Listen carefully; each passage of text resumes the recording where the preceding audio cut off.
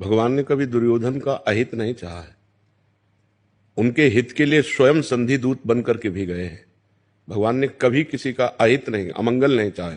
जब भगवान से कोई शत्रुता की है तो फिर उसको मार करके परम पद प्रदान किया है, कभी अहित नहीं किया। हम परम पद तो नहीं प्रदान कर सकते किसी को, लेकिन अगर एक व्यक्ति के द्वारा समाज का बहुत बड़ा अहित हो रहा है तो अब हमारी हित की भावना उसका नाश कर देगी, और उसका नाश करना आवश्यक है। जैसे हमारे किसी अंग में कैंसर हो जाए तो पूरे शरीर का नाश हो जाएगा, तो ये हित है।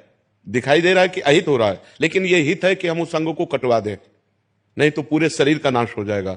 ऐसे ही न्याय पद्धति हमारी कहती है कि जैसे एक व्यक्ति से किसी समाज का अहित हो रहा हो, अमंगल हो रहा हो, तो उस व्यक्ति को शासन में ले लेना चाहिए और उसको उचित दंड देना चाहिए और उसको कैद में रखना चाहिए।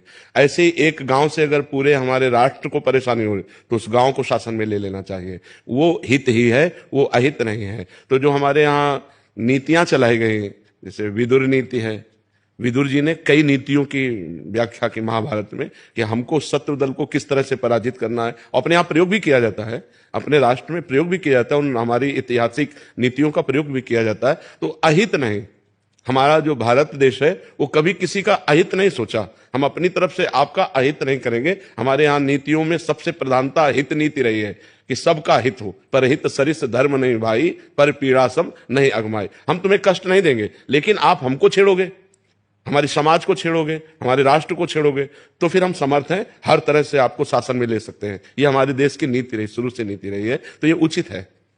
छल भी उचित है, छल भी उचित है, क्योंकि अगर हमें शत्रु बलवान है और उसको पराजित करना है तो हमको छल का प्रयोग करना होगा। भगवान ने स्वयं किया, जैसे अश्वत्थामा मरो, क्योंकि गुरु द्रोणाचार्य जी को परास्त करना संभव। अर्जुन सामने वही खड़े जिनको प्रत्यंता चढ़ाना सिखाया स्वयं द्रोणाचार्य जी ने।